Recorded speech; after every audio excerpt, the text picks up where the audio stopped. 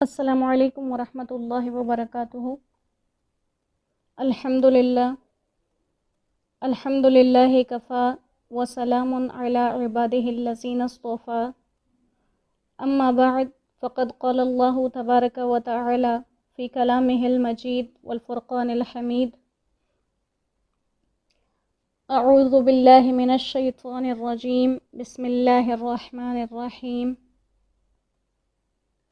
وَلَقَدْ يَسَّرْنَا الْقُرْآنَ لِلذِّكْرِ فَهَلْ مِن مُدَّكِرٍ۔ وقال النبي صلی اللہ علیہ وسلم خیرکم من تعلم القرآن وعلمہ،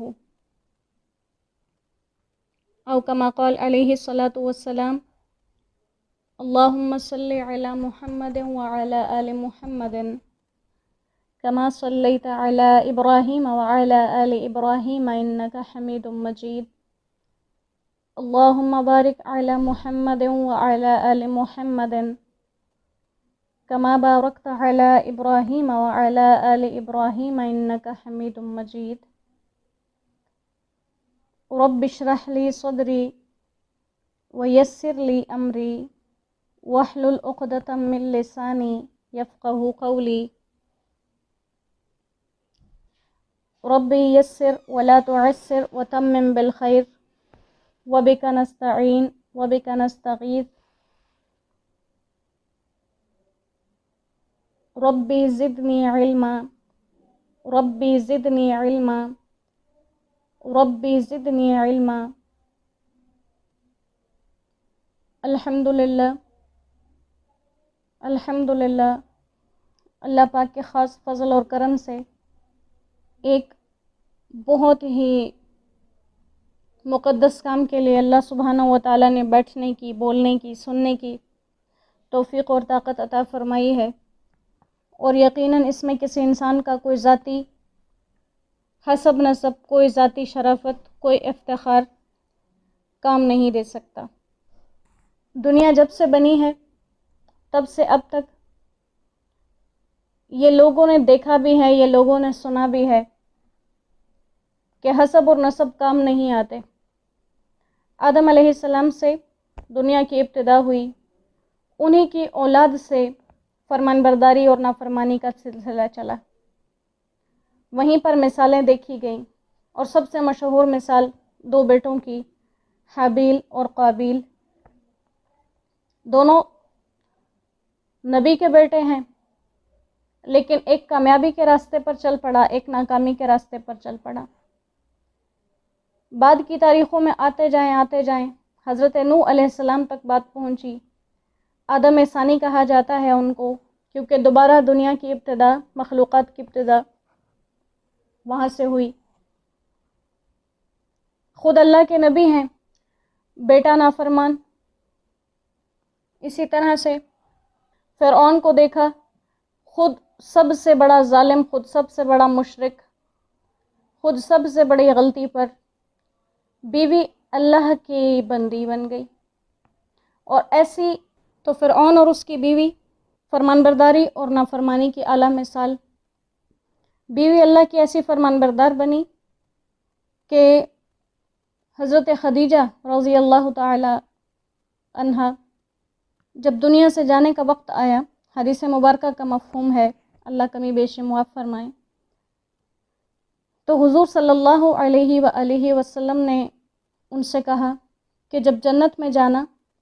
تو اپنی سوکن کو میرا سلام کہنا۔ تو انہوں نے پوچھا کہ یا رسول اللہ صلی اللہ علیہ وآلہ وسلم، کیا میں آپ کی سب سے پہلی بیوی نہیں ہوں؟ آپ نے فرمایا کہ ہاں، لیکن جنت میں میرا نکاح آسیہ کے ساتھ کیا جائے گا۔ تو معلوم ہوا، اور اسی طرح بعد کی تاریخ کو ہم دیکھتے جائیں، آپ صلی اللہ علیہ وآلہ وسلم پر جان دینے والے اس وقت کے دنیا کے کونے کونے سے آنے والے لوگ، اور آپ سے جڑتے گئے اور نسبتیں پاتے گئے، اور ایسی نسبتیں پائی کہ چلنے والوں کے قدموں کی آوازیں جنتوں میں سنائی دی جانے لگی، اور اپنے خاندان کے لوگ، اپنے چچا محروم ہو کر دنیا سے چلے گئے۔ تو یہ ثابت ہوا کہ حسب اور نسب سے کام نہیں چلیں گے، کام چلیں گے نسبتوں سے۔ نسبت اللہ سے ہے، اللہ کے رسول سے ہے، اللہ کے پیاروں سے ہے، کامیاب ہوگا وہ انسان۔ اگر تعلق اللہ کے نافرمانوں سے ہے تو بے شک کسی نبی کی اولاد ہی کیوں نہ ہو، کامیابی نہیں مل سکتی، دنیا اور آخرت میں ناکامی ہے، دنیا اور آخرت میں خسارے ہیں۔ اور پیاروں کے ساتھ جن چیزوں کی نسبت ہوتی ہے وہ چیزیں خود بخود عزیز ہو جاتی ہیں، وہ چیزیں خود بخود قیمتی ہو جاتی ہیں۔ ہم دنیا میں اپنے پسندیدہ لوگوں کو وہی تحفے تحائف دیتے ہیں جو ہمیں سب سے زیادہ پسند ہوتے ہیں۔ ایسے ہی جب اللہ سبحانہ و تعالیٰ نے اپنے پیارے حبیب کو دنیا کے اندر بھیجا تو اس شہر میں بھیجا جس شہر سے اللہ کو محبت بہت تھی، اور اس شہر کو آپ صلی اللہ علیہ وآلہ وسلم کے لیے بھی محبوب بنا دیا گیا۔ جب آپ صلی اللہ علیہ وآلہ وسلم کو پہلی دفعہ وحی کے بعد ورقہ بن نوفل نے یہ بات کہی تھی کہ آپ کی قوم آپ کو اس شہر سے نکال دے گی، تو آپ نے بہت افسوس سے کہا تھا کہ کیا واقعی یہ لوگ مجھے اس شہر سے نکال دیں گے؟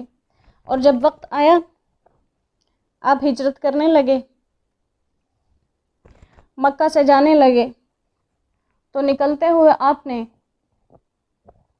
مکہ کو دیکھ کر یہ کہا تھا کہ خدا کی قسم تو اللہ کے نزدیک تمام شہروں سے زیادہ پسندیدہ اور مجھے سب سے زیادہ محبوب ہے،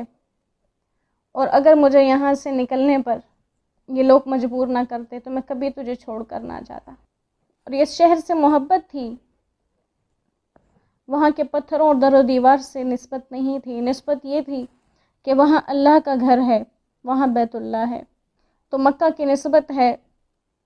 بیت اللہ کی وجہ سے۔ اور اسی مضمون پر آج کی سورت ہے سورۃ البلد، اور بلد وہی مکہ مراد ہے یہاں پر، جس کو آپ کو چھوڑنا پڑا، لیکن آپ کو تسلی دی گئی کہ آج یہاں کے رہنے والے آپ کو یہاں رہنے نہیں دے رہے،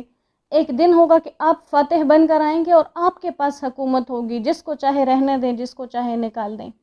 آج کوئی آپ کو بیت اللہ میں جانے نہیں دیتا، ایک وقت آئے گا وہ چابیاں آپ کے پاس ہوں گی، جس کو چاہے سپرد کر دیں اور جس کو چاہے سپرد نہ کریں۔ تو اللہ سبحانہ و تعالی اس صورت کی محبت ہمیں پوری نصیب فرما دیں اور اس کو ہماری سمجھ کے لیے آسان کر دیں،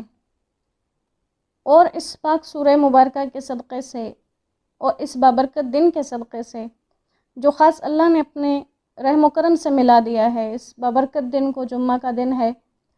اور بابرکت صورت ہے جس میں مکہ کا ذکر کیا گیا، اس نسبت کی وجہ سے اللہ اپنے گھر کے دروازے کھول دے، اور اسی نسبت کی وجہ سے جو بھی حالات اس وقت دنیا میں چل رہے ہیں اللہ اس میں ہمارے لیے آسانیاں پیدا فرما دے۔